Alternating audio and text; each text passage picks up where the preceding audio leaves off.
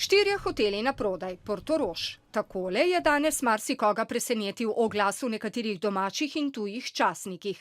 Posel je v svoje roke vzela nepremičninska agencija, specializirana tudi za prodajo hotelov. Naročnik, hoteli Bernardin, ki danes izjav pred kamero ne dajejo.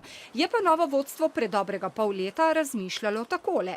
V zelo kratkem času se bomo morali odločiti z vidika dolgoročne perspektive podjetja, kateri deli tistega poslovno potrebnega premoženja so takšni, ki nam dolgoročno ne prinašajo neke dodane vrednosti, glede na našo ekonomsko analizo.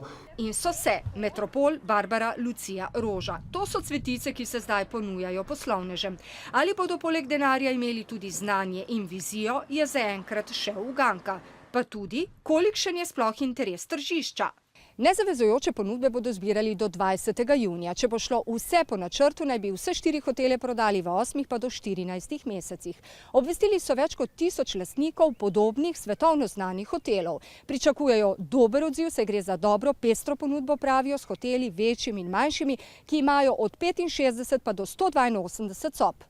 O postopku prodaje drugi portoroški turistični akterji uradno niso bili obveščeni, prav tako ne sindikati.